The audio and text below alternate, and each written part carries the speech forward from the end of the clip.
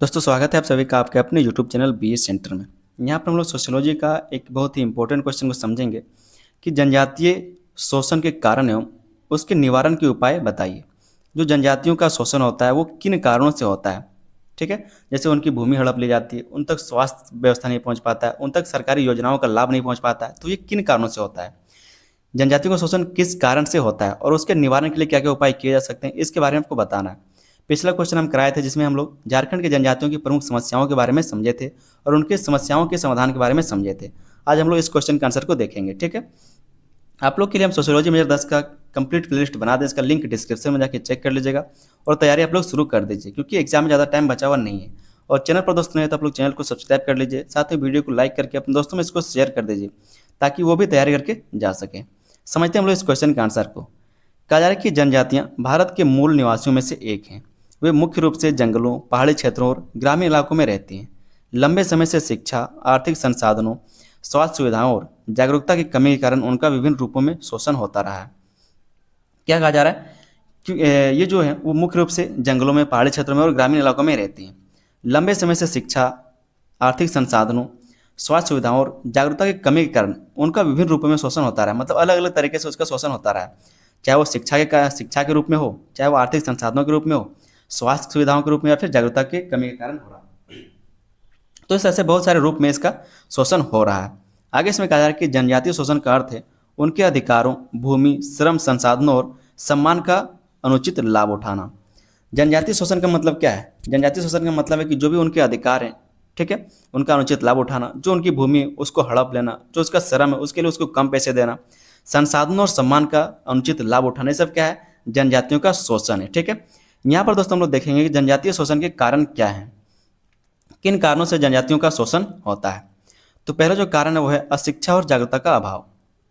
जनजातियों में अशिक्षा बहुत ज़्यादा है, मतलब कैसे शिक्षा की बहुत कमी है और जागरूकता का भी बहुत ज़्यादा अभाव है। इसके कारण जो बाहरी लोग हैं, ठीक है, जो जनजाति लोग नहीं हैं वो क्या करते हैं, उनका शोषण कर लेते हैं आसानी से क्योंकि वो लोग जागरूक नहीं हैं, अशिक्षित हैं। अधिकांश जनजातीय लोग शिक्षा से वंचित हैं, उन्हें अपने संवैधानिक अधिकारों, सरकारी योजनाओं और कानूनी सुरक्षा की पूरी जानकारी नहीं होती।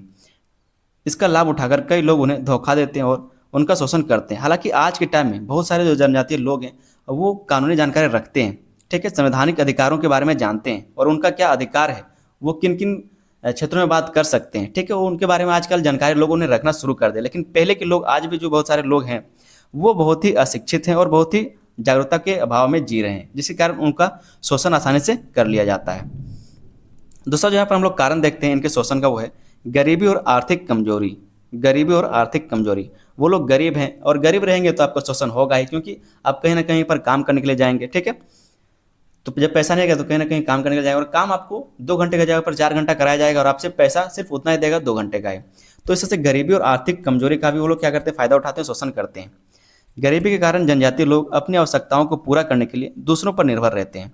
आर्थिक मजबूरी के कारण वे कम मजदूरी पर काम करने या अपनी भूमि और संपत्ति बेचने के लिए विवश हो जाते हैं। तो इस तरह से क्या है, गरीबी और आर्थिक कमजोरी के कारण भी उनका फायदा उठाया जाता है, उनका शोषण किया जाता है। तीसरा जो यहाँ पर हम लोग कारण देखते हुए साहूकारों, बिचौलियों और ठेकेदारों द्वारा शोषण। जो साहूकार लोग हैं, बिचौलिए हैं या फिर जो ठेकेदार हैं, बिचौलिए मतलब जो बीच का लोग हैं, ठीक है। जैसे कि सरकारी योजनाएं आता है तो सरकारी योजनाओं का क्रियान्वयन तो हो गया, लेकिन बीच में जो लोग हैं, जो भ्रष्टाचारी लोग हैं, वो उस योजनाओं का पैसा खा लेते हैं और जो लाभ है वो लोगों तक पहुंचता ही नहीं है। तो जो साहूकार लोग हैं, जो ठेकेदार है या फिर जो बिचौली है, ये इनका शोषण करते हैं। कई बार साहूकार ऊंचे ब्याज पर ऋण देते हैं और बिचौलिए उनकी उपज को बहुत कम कीमत पर खरीद लेते हैं। इससे जनजातीय लोगों को उनकी मेहनत का उचित मूल्य नहीं मिल पाता। जो बिचौलिए लोग मतलब कह सकते हैं जो हड़पने वाले लोग हैं, ठीक है। तो एक पहला बात तो ये होगा कि अगर बारिश नहीं हुआ तो कृषि सही से नहीं होगा, अगर फसल नहीं होगा तो वो लोग कर्जा लेंगे क्योंकि जीवन तो चलाना ही है, खाने के लिए कुछ तो चाहिए, तो पैसा से वो लोग सामान खरीदेंगे। पैसा कहाँ से उठाए? साहूकार से। वो लोग उसको ज़्यादा ब्याज पर पैसा देंगे और जब ब्याज वो नहीं चुका पाएंगे तो जो बिचौलिए लोग हैं वो उनके ज़मीनों को खरीद लेंगे, हड़प लेंगे उनकी ज़मीनों को, ठीक है। इस तरह से इनका जो शोषण होता है। चौथा जो हम लोग यहाँ पर कारण देखते हुए भूमि हड़पना एवं विस्थापन। भूमि हड़प लिया जाता है और उनका विस्थापन कर दिया जाता है। खनन, उद्योग, बांध और अन्य विकास परियोजनाओं के कारण अनेक जनजातीय परिवार अपनी भूमि से बेदखल हो जाते हैं। उचित मुआवजा और पुनर्वास नहीं मिलने से उनका जीवन और कठिन हो जाता है। संवैधानिक तरीका क्या है कि जब आप किसी को उसकी भूमि से विस्थापित करते हो तो उसके लिए उसका पुनर्वास जरूरी है, उनका पुनर्वास कराना चाहिए, उसको भूमि देना चाहिए, उसको क्या रोजगार देना चाहिए, तब जाकर के उसका विस्थापन कर सकते हैं। लेकिन ये सब नहीं होता और उनकी भूमि को हड़प लिया जाता है, उनका विस्थापन कर दिया जाता है। पांचों जो कारण देखते हैं वो है वन अधिकारों का हनन। जो वन अधिकार मतलब वो लोग क्या है अपनी आजीविका वनों से चलाते थे, तो वन पर भी बहुत सारे अधिकार लगा दिए गए, मतलब कानून लगा दिए गए, जिसके कारण वन अधिकारों का हनन हुआ है और उनका शोषण शुरू हुआ है। जनजातियों का जीवन जंगलों पर निर्भर होता है, लेकिन कई बार उन्हें जंगल से लकड़ी, फल, पत्ते और अन्य वन उपज लेने में कठिनाइयों का सामना करना पड़ता है। इससे उनकी आजीविका प्रभावित होती है। कई बार कानूनी रूप से उनको प्रभावित किया जाता है और कई बार जो बिचौलिए लोग या फिर कैसे जो बीच के लोग हैं या फिर जो बाहरी लोग हैं वो भी उनको मजबूर करते हैं, वन अधिकारों का हनन करते हैं और इस तरह से उनका शोषण होता है। छठा जो यहाँ पर हम लोग शोषण देखते हैं, कारण देखते हैं वो है बेरोजगारी और सीमित आजीविका। बेरोजगारी है और सीमित आजीविका जिसके कारण भी इनका शोषण होता है। ये सब क्या है, सब कारण, इसके कारण जनजातियों का शोषण किया जाता है। जनजातीय क्षेत्रों में उद्योग और रोजगार के अवसर कम है। मजबूरी में लोग कम मजदूरी पर काम करते हैं या दूसरे राज्यों में पलायन करते हैं, जहाँ उनका शोषण होने की संभावना बढ़ जाती है। अगर आप दूसरे राज्यों में जा रहे हैं, कम पढ़े लिखे लोग हैं, तो आपसे क्या होगा, ज़्यादा मजदूरी किया जा सकता है, आपको कम पैसे दिए जा सकते हैं या फिर आपका शोषण भी हो सकता है। तो इस सबसे बहुत सारे कारण हैं। अगला जो कारण वो है सरकारी योजनाओं का सही लाभ नहीं मिलना। जनजातियों के लिए सरकार के द्वारा बहुत सारी योजनाओं को लागू किया जाता है, लेकिन उनका सही लाभ नहीं उठा पाते हैं। जो जनजातीय लोग हैं वो उन योजनाओं का सही से लाभ नहीं उठा पाते हैं। सरकार अनेक कल्याणकारी योजनाएं चलाती है, लेकिन जानकारी की कमी, भ्रष्टाचार और प्रशासनिक लापरवाही के कारण उनका पूरा लाभ जनजातीय लोगों तक नहीं पहुंच पाता है। पहुंचना तो चाहिए, अगर सरकारी कर्मचारी अच्छे रहते तो जरूर पहुंचता, लेकिन सरकारी कर्मचारी भ्रष्टाचार करते हैं, जिसके कारण जो लाभ है वो लोगों तक पहुंच नहीं पाता, जनजातियों तक पहुंच नहीं पाता। तो ये भी एक कारण है सरकारी योजनाओं का सही लाभ नहीं मिल पाना। आठवां जो कारण वो है सामाजिक भेदभाव की उपेक्षा। सामाजिक भेदभाव की उपेक्षा। समाज के कुछ वर्ग जनजातीय लोगों के साथ भेदभावपूर्ण व्यवहार करते हैं। इससे उन्हें शिक्षा, रोजगार और सामाजिक सम्मान प्राप्त करने में कठिनाई होती है, तो इस वजह से इसका शोषण होता है। अगला जो तरीका है या फिर कारण है वो है कानूनी अधिकारों की जानकारी का अभाव। जनजातीय लोगों में कानूनी अधिकारों की जानकारी का अभाव होता है, उनको पता है नहीं कि क्या क्या कानून है और कैसे वो अपने जीवन को जी सकते हैं। कई जनजातीय लोगों को अपने भूमि अधिकार, वन अधिकार और अन्य कानूनी अधिकारों की जानकारी नहीं होती। इसका फायदा उठाकर कुछ लोग उनकी जमीन और संपत्ति पर कब्जा कर लेते हैं। जैसे बहुत सारे लोग क्या करते हैं, जो बाहरी लोग हैं वो उनके ज़मीनों पर रहते हैं, उनके आसपास में रहते हैं और उन्हीं को 2-4 रुपये 10-20 हज़ार देकर के उनके ज़मीन को खरीद लेते हैं, जबकि आप आदिवासियों का या फिर जनजातियों का ज़मीन नहीं खरीद सकते हैं। अगर खरीद भी लिए तो 100 साल बाद भी वो अपना ज़मीन पर क्या कर सकता है, क्लेम करके अपने ज़मीन को वापस ले सकता है। ठीक है, तो इस तरह से उनको अपने अधिकार के बारे में पता ही नहीं, तो वो लोग अपने ज़मीन को छोड़ करके भाग जाते हैं, क्योंकि जानेंगे तभी तो कि वो ज़मीन मेरा हो सकता है। तो इस तरह से उसका शोषण होता है। अगला जो यहाँ पर कारण है वो है प्राकृतिक संसाधनों का दोहन। जनजातीय क्षेत्रों के जंगल, खनिज और अन्य प्राकृतिक संसाधनों का बाहरी लोगों द्वारा अत्यधिक दोहन किया जाता है। इससे जनजातीय लोगों के पारंपरिक जीवन और आजीविका पर नकारात्मक प्रभाव पड़ता है। मतलब जहाँ से वो लोग अभी जंगल से अपनी आजीविका चला रहे थे, खनन के कारण, रोड बनाने के कारण या फिर उद्योग लगाने के कारण उन जंगलों को काट दिया गया। अब ना ही उनको रोजगार मिल पा रहा है और ना ही वो लोग अपने आजीविका को चला पा रहे हैं। इसके कारण वो क्या करेंगे, प्रवास करेंगे, तो इस तरह से उनका शोषण किया जाता है। यहाँ पर हम लोग देखेंगे दोस्तों आगे कि जनजातीय शोषण के निवारण के लिए क्या क्या उपाय किए जा सकते हैं। तो यहाँ पर शिक्षा का व्यापक विस्तार किया जा सकता है। अगर शिक्षा होगा, ठीक है, अगर विद्यालय रहेंगे या फिर जो लोग जो भाषा बोलते हैं उसी भाषा में अगर शिक्षा दिया जाएगा तो लोग जागरूक होंगे, अपने अधिकारों के बारे में वो जानकारी इकट्ठा कर सकते हैं या फिर जानकार हो सकते हैं। तब जाकर क्या है, तो उनका शोषण कम हो सकता है। तो शिक्षा का व्यापक विस्तार किया जा सकता है। दूसरा जहाँ पर हम लोग कारण देखते हुए अधिकारों के प्रति जागरूकता। जनजातियों के क्या अधिकार हैं, ठीक है, उनको अगर विस्थापित कर दिया गया या फिर उनके ज़मीनों को हड़प लिया गया तो वो अपने अधिकारों से किस तरह से उस ज़मीन को फिर से ले सकते हैं। इन सब चीज़ों के, अपने अधिकारों के प्रति जब वो जागरूक होंगे तो उनका शोषण कम होगा।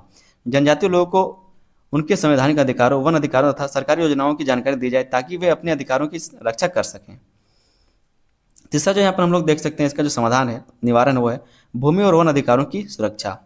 जनजातीय लोगों की भूमि पर अवैध कब्जा रोका जाए तथा उन्हें उनके वन अधिकारों का पूरा लाभ दिया जाए। बिना उचित मुआवजे और पुनर्वास के किसी को भी विस्थापित ना किया जाए। तो ये भी क्या है, एक निवारण हो सकता है। चौथा जो यहाँ पर निवारण है वो है रोजगार के अवसर बढ़ाना। रोजगार के अगर अवसर बढ़ेंगे तो लोग बाहर कमाने के लिए नहीं जाएंगे। स्थानीय स्तर पर उद्योग, कुटीर उद्योग, हस्तशिल्प और स्वराज को बढ़ावा दिया जाए ताकि लोगों को अपने क्षेत्र में ही रोजगार मिल सके। तो इस तरह से बहुत सारे निवारण किए जा सकते हैं। अगला जो यहाँ पर हम लोग पॉइंट लिख सकते हैं वो है सरकारी योजनाओं का प्रभावी क्रियान्वयन। जो भी सरकार के द्वारा योजनाएं लागू की जाती हैं उनका उन लोगों तक पहुँचना भी एक क्या कह सकते हैं निवारण हो सकता है। साहूकारों और बिचौलियों पर नियंत्रण किया जा सकता है, तब जाकर उनका क्या है निवारण हो सकता है, उनकी समस्याओं का निवारण हो सकता है, उनका शोषण का निवारण हो सकता है। सातों जहाँ पर पॉइंट हम लिख सकते हैं वो है स्वास्थ्य एवं आधारभूत सुविधाओं का विकास। जो स्वास्थ्य और आधारभूत सुविधाएं जैसे कि सड़क, ठीक है, अस्पताल, बिजली, पेयजल, संचार, ठीक है, ये सब जो सुविधाएं हैं, उसका विस्तार किया जाए ताकि उनका जीवन स्तर बेहतर हो सके। तो ये सब क्या है निवारण, कुछ पॉइंट हम लोग लिख सकते हैं। आठवां जो पॉइंट है वो है संस्कृति और परंपराओं का संरक्षण। संस्कृति और परंपराओं का संरक्षण करके भी क्या है तो उनका निवारण किया जा सकता है। जनजातीय भाषा, कला, संस्कृति और परंपराओं को सुरक्षित रखने के लिए विशेष कार्यक्रम चलाए जाएं तथा उनकी सांस्कृतिक पहचान का सम्मान किया जाए। ठीक है। नौवां पॉइंट हम लिख सकते हैं कि भ्रष्टाचार पर नियंत्रण किया जा सकता है। अगर भ्रष्टाचार पर नियंत्रण होगा तो सारी योजनाओं का लाभ वो लोग उठा सकते हैं। ठीक है।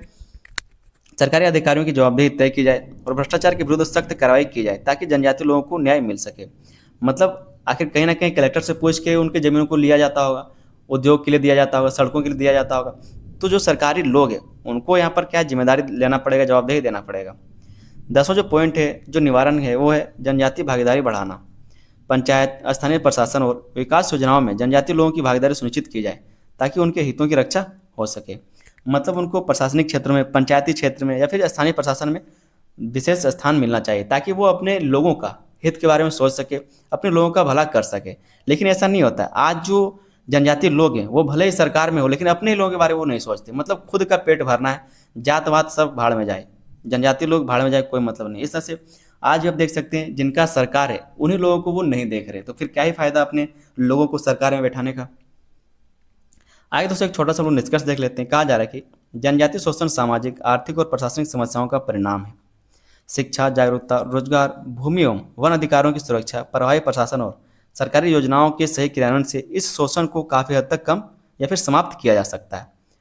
इससे जनजातीय समाज आत्मनिर्भर, सम्मानपूर्ण और सुरक्षित जीवन जी सकेगा। तो इस तरह से एक छोटा सा आप लोग निष्कर्ष जरूर लिख लीजिएगा। उम्मीद करते हैं कि आपको क्वेश्चन का आंसर समझ में आया होगा। चैनल पर दोस्तों है तो आप लोग चैनल को सब्सक्राइब जरूर कर लीजिएगा। वीडियो पसंद आया तो वीडियो को लाइक करें, अपने दोस्तों में इसको शेयर भी जरूर कीजिएगा। आप लोग के लिए हम प्लेलिस्ट बना दिए, लिंक डिस्क्रिप्शन में, तो जाके तैयारी शुरू कीजिए और अपने दोस्तों में उसको शेयर जरूर कर दीजिएगा। और चैनल को आप लोग सब्सक्राइब करना ना भूलें, चैनल को अभी कभी सब्सक्राइब कर लीजिए। मिलते हैं हम लोग किसी अगले वीडियो में, तब तक के लिए धन्यवाद। जय हिंद।